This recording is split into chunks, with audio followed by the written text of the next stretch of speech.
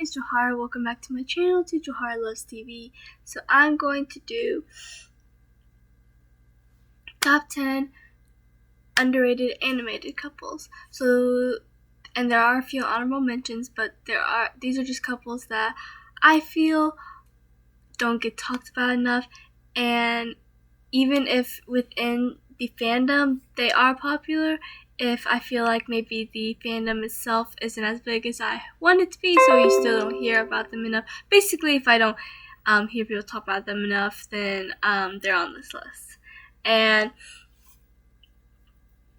these are just couples I love that I think should definitely get more recognition and love, and I just want more people I can talk with about these amazing couples with. So let's get started. And if you love any of these couples, please comment down below, and I would love to talk about them with you. So number 10 is Gwen and Trent from what's it called?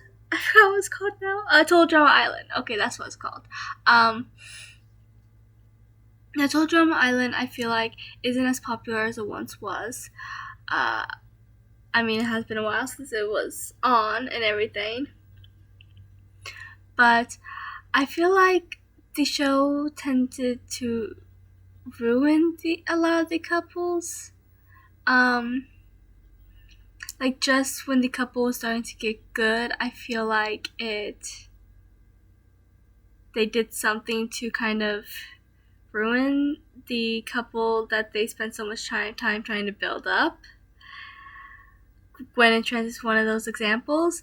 They were so cute in season 1, and they were both so amazing. They both had this whole cool vibe about them going on, and they were both just really cute, and it was obvious they liked each other from the very beginning. But then at the end of season 1, Trent finally asks Gwen out. She says yes. And then season 2, they're dating, but it just goes downhill from there because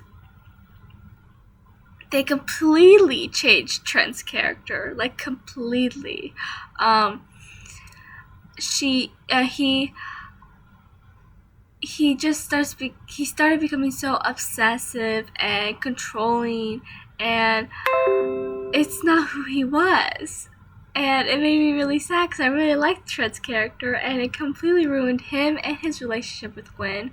And then they did the whole Gwen and Duncan thing, and I know a lot of people didn't like them together, but actually, you know what? There's 3 people I thought would be good for Gwen.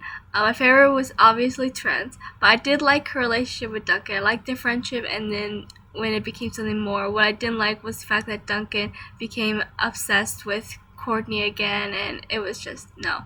But I also like the idea of Gwen and Courtney becoming something. I'm not the biggest Courtney fan, and I never liked Courtney and Duncan together, but I thought Gwen and Courtney would be cute together. Why? I don't know, I just do.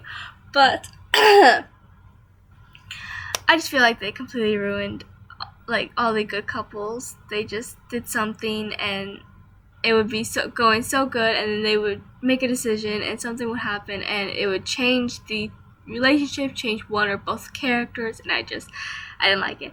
But I loved Gwen and Trent together, and I think they should have ended up together. Number 9 is Ferb and Vanessa from Phineas and Ferb. So I love Ferb. He is my favorite character. I don't know if you guys know that because I don't think I actually talk about Phineas and Ferb that often on here, but I will try to change that because I am a fan of Phineas and Ferb, and I do love Ferb a lot. And I think my favorite couple on there is Ferb and Vanessa, because I don't care about the age thing, you know. I mean, I'm a huge fan of Arya and Ezra on Little Liars, and that was a little bit not technically okay if it was real life, but good thing it was just a TV show, and I can like it if I want. But with Ferb and Vanessa, I just feel like, so I love Isabella and Phineas, and Candace and Jeremy too. Both couples are amazing, and I ship them both a lot, but I do feel like in both cases the girls could get a little obsessive over the guy, you know, wanting everything to be perfect, wanting them to see it, and going a little extreme sometimes to get him to see her. And then if they might talk to another girl, I know this happens especially with Candace and Jeremy. Candace gets all jealous and she starts to overreact, thinking that he doesn't like her, and just become very low self-esteem. And yeah, even before they started dating officially, it was like that. But with Ferb and Vanessa, the moment they met, Ferb had a crush on her, but he let her do her own thing. He didn't try to force her to see him. He let her take his time and see him when she was ready, which obviously it happened, because in the flash forward episode where you see Phineas and Isabella finally getting together, Ferb and Vanessa were together. So obviously his plan worked. But, like, for example, the episode where when Vanessa was dating Monty's son, or no, Monty is his name, okay, Monogram's son, Monty. When Vanessa was dating Monty, and she hosted that whole castle party, because Doofenshmirtz inherited a castle. She hosted that whole castle party. Ferb and Phineas were obviously there. They had planned the party and everything. And he has a crush on her, so there's no way he didn't notice her at all during the party. You know, he obviously noticed her and knew it was her who asked him to do this whole party thing.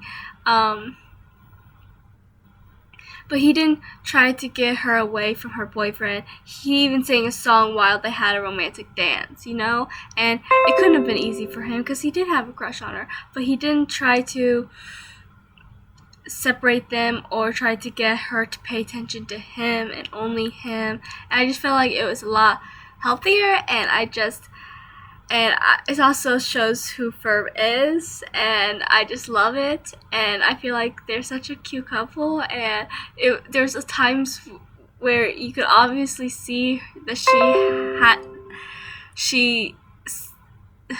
she did like him. Like, there were times where she seemed interested in him, like during the whole when they were going all around the world, and then they ran into Vanessa, and Vanessa ended up asking Candace what Ferb was short for, and because she was intrigued by him. So yeah, but I ship it. Number 8 is Diego and Shira from Ice Age. Ice Age, I feel like, is underrated completely. I mean, Disney Plus finally has almost all the Ice Age movies except for the third one, plus the 2 short ones, the Christmas one, the Easter egg one, and there's a new one coming about Buck in January 28th, I think it said, which I'm excited for. I love Ice Age. I love it more than Shrek, more than Lion King, but I feel like those are the classics. Those are the ones everyone loves and talks about. But Ice Age is just amazing, and I am absolutely in love with it.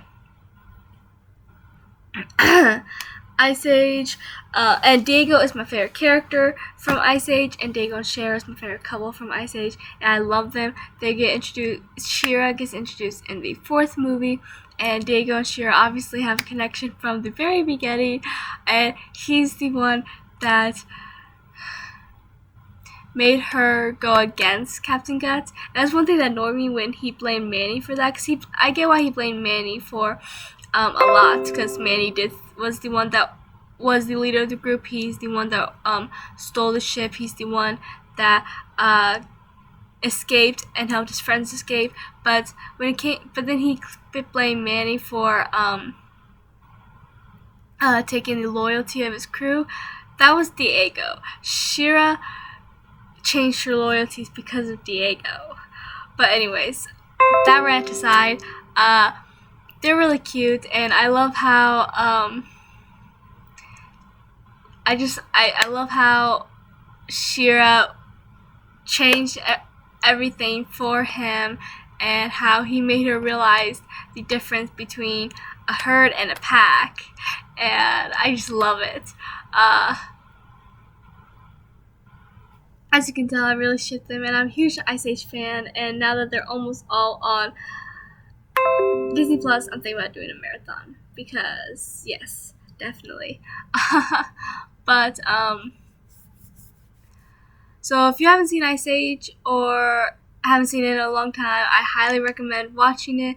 And Diego is my favorite character. I absolutely love his character, and I love him with Shira. I just think they're really cute, and I love how in the fifth one, I think in the fifth one they should have had them have a cub or two, but instead they just had them talking about having cubs. But I'll take what I can get. But yeah, so that's Diego and Shira. Shira, how do you pronounce her name?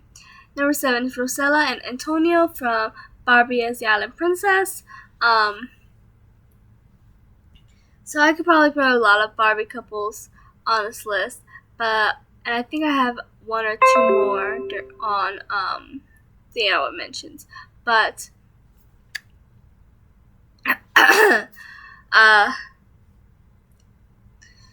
but I chose this one because it's from one of my all-time favorite Barbie movies, from one of the very, very top Barbie movies, and I also feel like that Barbie movie is one of the most underrated, sadly. I love Island Princess. It's definitely my top 4. Honestly, it's probably my favorite, along with Princess the Pauper, Magic Pegasus, and Rapunzel. Those are my top 4. Don't get me wrong, there's a lot of others I love. I love Fairytopia and Fashion Fairy Tale and Diamond Castle and Christmas Carol and Nutcracker and Swan Lake.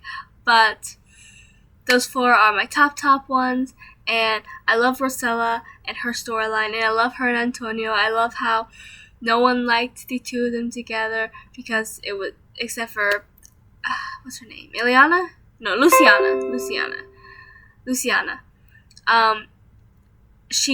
Everyone could see their attraction. And I feel like Rosella's perfect for Antonio because his parents want him to be with a safe girl like Luciana, someone who loves to read and stay at home and just more calm and shy.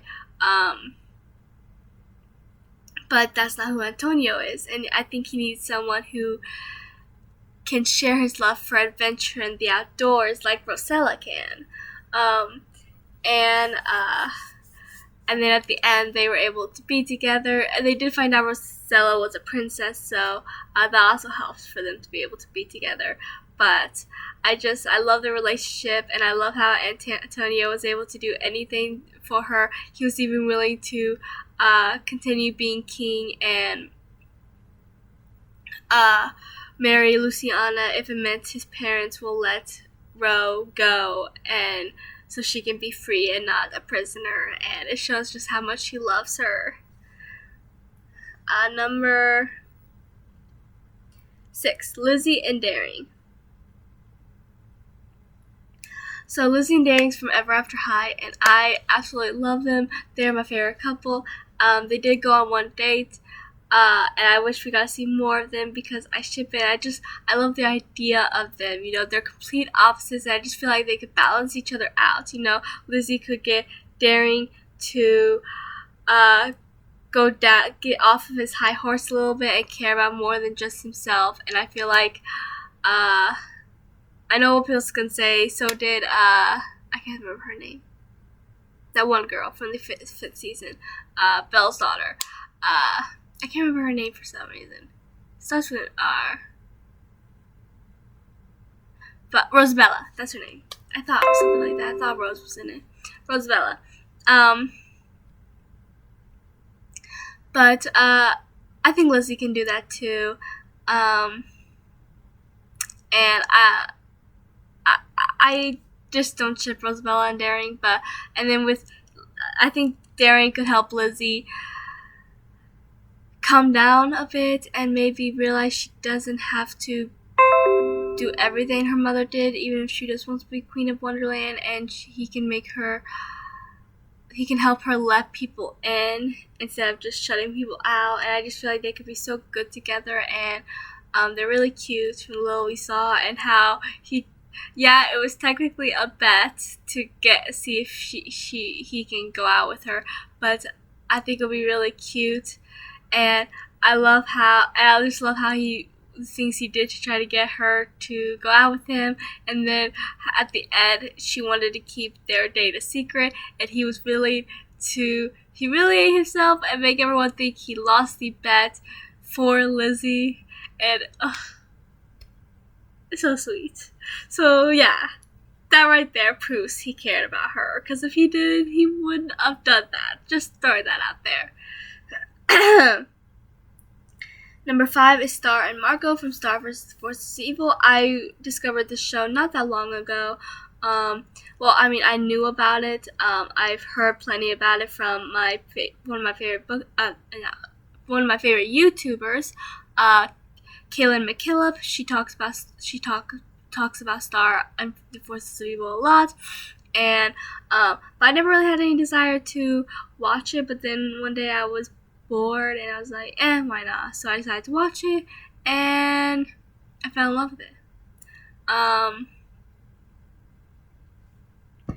And I'm glad I ended up watching it after all. And I absolutely love Star and Marco's relationship, how they were best friends, and then they became something more. I love how it's like they were best friends, and then Star gets a crush on Marco, and then it seems like Star's finally over him when she's with her ex-boyfriend Tom, just as Marco's realizing that he has a thing for her, and they both at the end realize they both are in love with each other and want to be together, and how their love for each other was able to do that whole thing and was able to bring all the universes into one instead of separating them so that they would be separated. They were able to come together because of it, and I absolutely love it, and I love them. But yeah, they're really cute, and I feel like they need more love as well. I mean, that's why that's why all these couples are here, because they all deserve more love. But I just think they're really cute, and how much they care about each other, and how much they love each other, and just how much they're willing to, them trying to save each other all the time, and be there for each other, protect one another, even though, like, I love Marco trying to protect Star, even though he knows she's capable of it. It's just habit because he wants her to be safe, which I love. So yeah, I love it. Number 4 is Raphael and Mona from Teenage Mutant Ninja Turtles, the 2012 series. So there's only 2 adaptations of Teenage Mutant Ninja Turtles I watch or like. My favorite is the original movies that was made in like 1980, 1990, around that time. Those will always be my favorite movies. At least the first 2, the third one in that franchise I do not like, but the first 2 are solid. And then my second favorite would be the 2012 adaptation. I'm not a fan of season 5, except for a few episodes. Like, I think the only ones I like are the 2-parters that has to do with Mona, and then there's a 3 or 4-parter with monsters, and Raph gets turned into a vampire, and I can't help but love that. But Raph is my favorite character in any adaptation, and in that one, they tried to give each one of them a love interest, but the only person that actually dated their love interest was Raph. Mikey's love interest was Renee, who was a time person, like time creature. So she was from the future, so they couldn't be together because of that.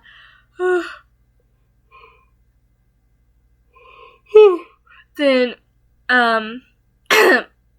Leo's love interest was Karai. And Donnie's was April.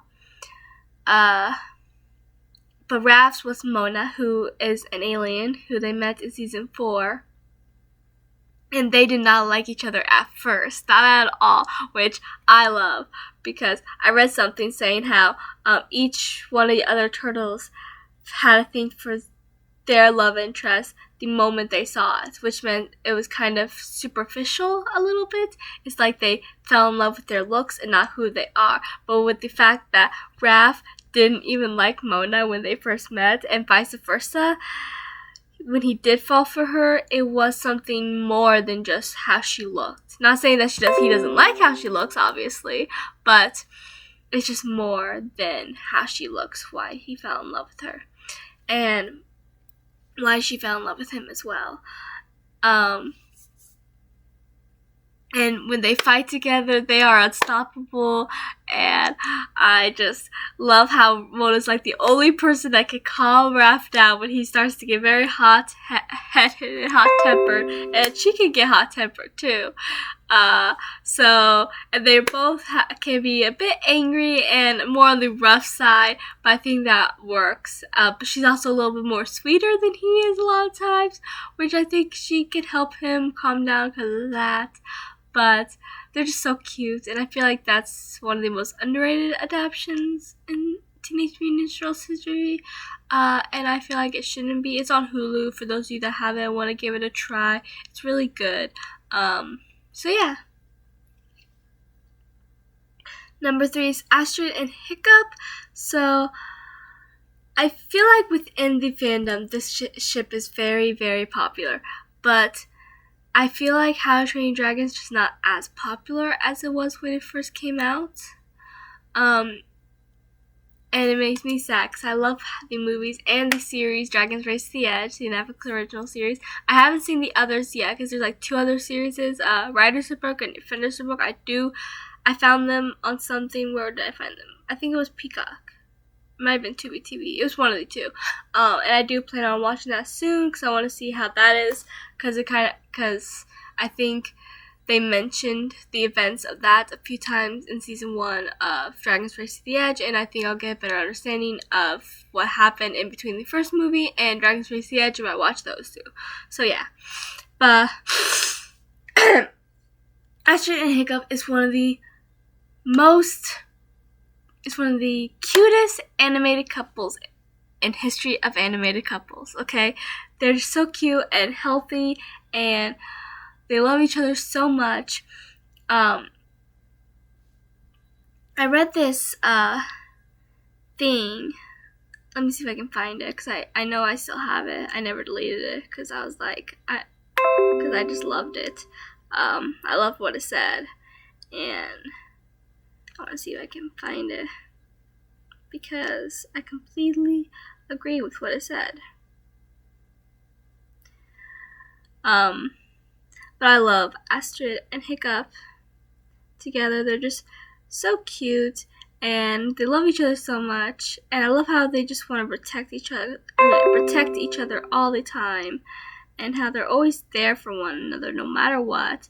And like when Astrid was sick from the plague sickness, Hiccup, when she fell, Hiccup was actually the furthest away from her, but he was the one to run and try to catch her. Here it is. So it shows the picture of them from the second movie joking around at the beginning. It says, when it comes to a portrayal of a healthy, lovely relationship in an animated feature, people should watch How to Train Your Dragon 2 and pay good attention to how beautifully DreamWorks displays a natural couple and learn that normal couple body language and little glances and touches, and showing how intimate and comfortable they are around each other, and how they have personal conversations about future far outweighs kissing and ice screwing and singing silly love songs, constantly trying to force their love story on the audience by cliche scenes and dialogue. The audience and trying way too hard to make the couple believable even though they hardly know each other. Please give us more Astrid and Hiccup. And I'm like, yes, I agree with this 1,000%. They're just too cute. And I just absolutely love them so much. And I do love their small scenes, you know, like, people don't like, I read something saying people, or not, watched something that said best and worst Hiccup kisses, and one of the worst was in How to Train Your Dragon 2 when Hiccup quickly kisses her cheek before leaving. We don't need those passionate kisses all the time to show how much a couple loves each other, you know, and I feel like that showed how much Hiccup loved her. He just did a quick kiss before leaving because it was instinct, and it was just so sweet and showed how much he loves her without a big passionate kiss. And don't get me wrong, I love those big passionate kisses, but sometimes we don't always need them. And yeah, so. Number 2, Operetta and Johnny from Monster High. So Operetta and Johnny isn't my favorite couple, not by a long shot, but they are really cute, and I think they are the most underrated because like with every other couple, we got at least one movie, or at least with most of the couples, we got at least one movie that had to do with that couple. I mean, the couple wasn't the only thing the movie was about, but the movie had a lot to do with that couple. Like Dracula and Claude had Why Do Ghouls Fall in Love. Laguna and Gil had Escape to Skull Shores. Cleo and Deuce and Caddy and Pharaoh had Boo York, Boo York. Spectra and Porter had Haunted. Opera and Johnny had like a little thing from a webisode, but that was about it. And you do get to see a little bit more of them in Haunted, which I did like, and they were cute. And I just feel like they're very underrated in the Monster High universe. I feel like Monster High itself is very underrated, which makes me sad. But I feel like they are just so cute, and I just feel like they really love each other. I love these small scenes they had together. Like when they were being dragged to Haunted High, and they grabbed Operetta first, and then she quickly reaches for Johnny, and she was like, "Don't let me go," and he was like, "Never, baby," trying to hold her, keep her back, and it was just so cute. And then when you do see them in Haunted High, and how they didn't know what happened or what was going on, and they held hands, and Operetta's like, "I'm scared, Johnny," and he pulls her closer. It was just so sweet, and I think we should have gotten more of them.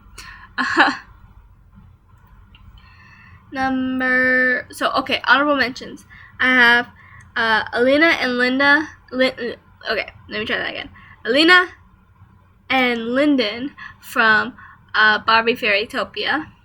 Caddy and Pharaoh and Spectra and Porter from Monster High. Because even though we did get to see a lot of them, we didn't get to see them. We only saw them in those one movie. Unlike the other couples where we get to see them in several movies. And the number one is, one more honorable mentions. Adora and Kadra from Shira and the Princesses of Power. And the number one is Bo and Glimmer from Shira and the Princesses of Power.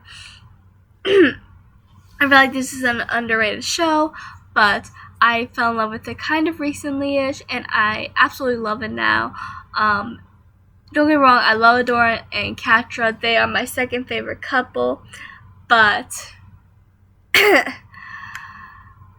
I love Bo and Glimmer more. They're my favorite couple, and I feel like they also are the most underrated couple, and it makes me sad because they're just so adorable, and I absolutely ship them.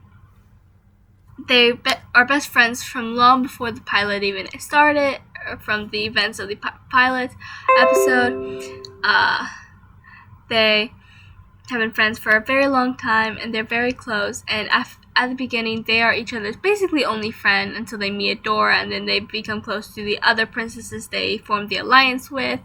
But for the longest time, it's just the two of them, and I feel like their feelings for each other are evident even at the very beginning, and how they're always I swear they're always grabbing at each other's hands and protecting one another, and I absolutely love it. I love how after they rescued Glimmer in season 5 and Bo, Glimmer tries so hard to get Bo to forgive her, and she said that she's never going to stop trying to get him to forgive her because she cares about him. And I love when in one of the very last episodes when he was playing his ukulele and she was just kind of leaning on her on his shoulder, and then they looked up at each other and they blushed, and it was just so cute. And I love when they went their separate ways when they were in the battle, and then she kind of grabs him back and says, "I love you," and he says, "I love you too," and then kisses her, and it was just so sweet. I wish it was a kiss on the lips rather than the forehead, but I'll take what I can get. But it was just so sweet and so cute, and this is why I ship them.